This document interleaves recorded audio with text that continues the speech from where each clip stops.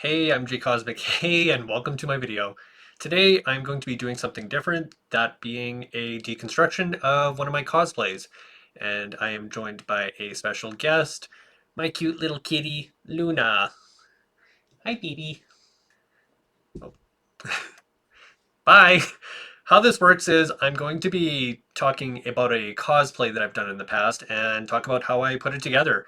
Now, the cosplay I'm going to be talking about is the 2022 Hellfire Gala Havok. Now, in spite of his characterization, Havok is someone I enjoy cosplaying. He's had a few pretty good and recognizable looks, although he's the type of character writers seem to not agree on how to portray. What's frustrating is he'll be taking like two steps in the right direction, but then like a couple steps back. He does have the privilege of blending in with normal, regular humans out of costume, just because his mutation doesn't necessarily manifest itself in his appearance. There have been a few times he just wants a normal life. To call him Alex, not the M word, which cringe, but he'll always be a mutant and he'll always be an X-Man. Now, to me, the last time I can say I truly enjoyed him as a character was when he went to space, but today's look is not going to be that. Today, I'm going to be going over his 2022 Hellfire Gala look, which I put together. Now, I fell in love with this costume immediately just because if you take a look at the costume, it does combine multiple aspects of his previous looks while still being really fashionable and really stylish. And honestly, I feel like this could be an actual costume of his he could wear into battle. Let me know if you agree or disagree in the comments below. And as you can see on the wall behind me, I mean, I had to because I have cosplayed him, which if you see the Funko Pops behind me, these are all characters I have dressed as well. Now, this costume was shown, or rather announced 2 weeks before my local con, so I did have 2 weeks to get it thrown together just because I really wanted to make it happen. And I did. And while the look did not necessarily go over successfully at my local con, as in nobody knew who I was, it did go over well online, well enough for me to be invited to LA Comic Con to march in the first Hellfire Gala walk, which to be a part of that really means a lot. And I met a lot of really cool cosplayers from online in person and still talk to a few of them to this day. Again, let me know in the comments below if you want to see me react to the first Hellfire Gala walk, just because looking back, you could tell this was my first time doing this type of event, and to be with all these other cosplayers who had a bit more experience, um, I've come a long way. But we're not talking about that today. Today we're talking about how I put together Russell Dodderman's Hellfire Gala Havok look. Now, I'm someone who is not necessarily the best at sewing. I do know how to use a sewing machine, but as for constructing a garment, I am that I am that person where if I were on Drag Race, I would sew a tube dress and hopefully get by. But in this case, it did involve a lot of thrifting. Actually, the whole costume was thrifted, and I'm really proud that I put this together with a lot of pieces that came from the thrift store or pieces I already owned. Now, the first piece I'm going to talk about is the undershirt, as seen here. Now, this was a plain black t-shirt that I already owned. What I did was I took the drawing that I saw online and basically cut out the pattern into a format that could be imposed onto the shirt. I cleaned it up a little bit just because it was a little blurry and had it printed, and I do gotta say, it turned out nicely. And when you have it underneath the jacket as well, it translates a bit better versus like having the shirt just plain and as is. I do need to wash the collar. Now, if you look at the shirt here, there's a plastic little X, and throughout the costume, these X's exist. Now, what I did to make these X's was I printed off a couple copies of the Krakoa X logo in different sizes. I did a little measuring, and for this one, I believe it's about 2 inches. So printed that off, traced it onto some plastic, and cut it out, and then added the white line. Now, what I did on the back was I glued a safety pin so that I could pin it to the shirt. That way, if I need to wash the shirt, then I can just take this off and put it back on when it's ready to wear again. Now, the plastic I used for this X and the other X's throughout the costume are made out of takeout containers because I have enough of them. Once a week, we do treat ourselves to some takeout, and we have these recyclable containers that our food comes in, and honestly, it's recycling. Now, on topic of the X logos that I cut out, if you look at Havok's costume, there's two on his belt, which again, I printed a stencil that's about 3 inches, cut it out, traced it onto the plastic container, and then added the black line. Except for these ones, because they're going on a belt over a buckle, I added Velcro that is adjustable so that it can just slide into place, no problem. The next piece I'm going to talk about are his gloves, which I already owned these black leather gloves that I got from H&M. I think they were like $5. And I just added a white strip of duct tape. I'm not going to risk taking the duct tape off because I don't want to wreck the gloves. These have fully been committed to Havok Cosplay gloves for his Hellfire Gala look.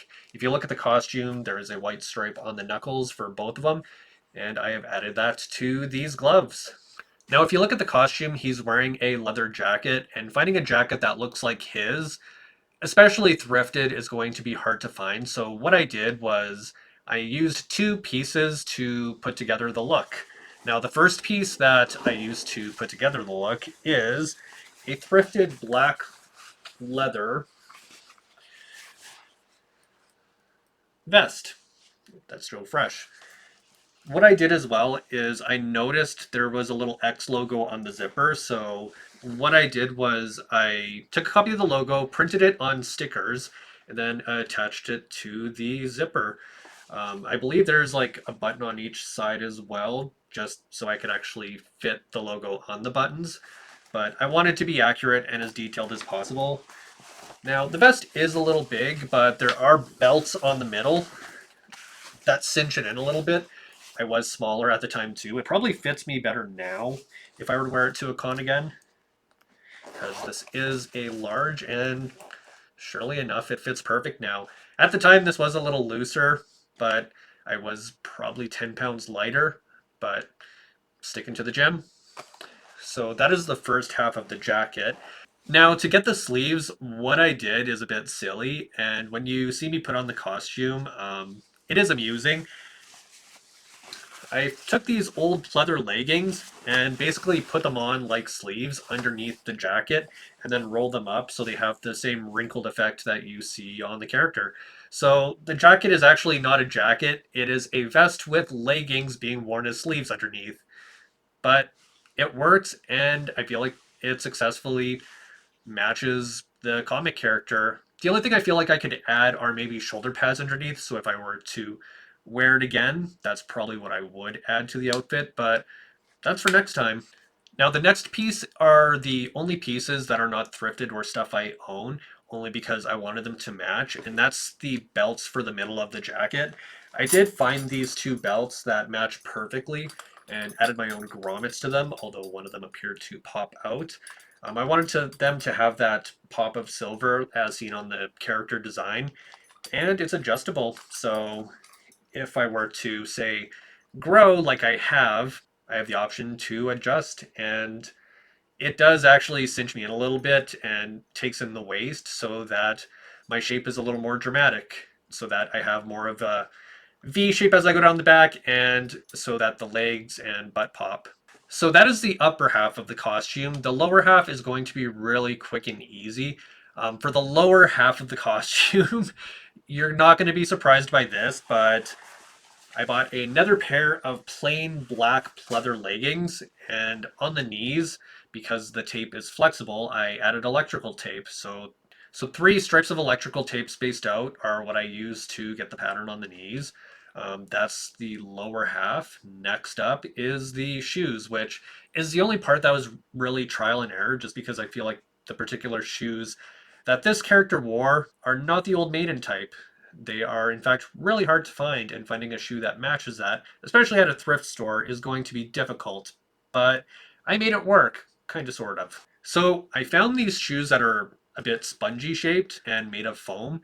Now, the mistake I made with these is I had them painted so that they were glossy, including on the sides, which, as you can see, the paint is really chipping away and will need to be repainted. The mistake I made for the front was I added a sealer that cracked as soon as I put the shoes on for the first time. I did not do a test run. I painted the shoes like the night before we flew out, and as soon as we left the hotel, my feet looked like glazed donuts. But on the plus side, I don't think anybody was looking at my feet, but I don't think I'll be using these again. if I were to use them again, I'm definitely going to fix this up so it doesn't look like I'm wearing donuts on my feet. I do have alternate shoes though for when I wear this costume again that I also thrifted at the thrift store. That being these, which I actually wore for my Goblin Prince Havok costume. I just put the spandex over the upper part of the boot, almost like a stirrup, but not quite, and it stayed in place. So yeah, it doesn't have the grooves like it does on the actual design, but it does blend and match the leggings perfectly, at least in my opinion. And I'm able to add a strip of white electrical tape along the edge to kind of hide the fact that this is a separate boot. Now, I hope you enjoyed my thoughts on how I put together the costume. Like I said, the fact that I had it thrown together in time for our local con, which was 2 weeks, probably less than 2 weeks after the costumes were announced, is something I impressed myself with. And that passion is something that I really enjoy about cosplay is when I really want to put something together, I'll put my mind to it and make it happen, even if it's outside of my skill set. But I'm happy with how the costume looked and the fact that Russell shared the costume on his social medias. Just, I feel like it accomplished what I wanted it to, and that's having the creator of the look like the costume. I have not worn it to a con he was at just because he hasn't been to any cons that I've been at, so I'm hoping that happens in the near future. Now, if you enjoyed this video, be sure to like, share, and leave a comment, and subscribe to the channel as well, as it helps. Another thing that helps the channel is the Patreon, which has a lot of additional content that you don't see on my other platforms. Now, I want to give a shout out to the Cosmic Defender and the Liftoff tier. Your support means a lot, and I want to thank you again for showing your support and appreciation for the content I am making and for any future content as well. And thank you again for watching.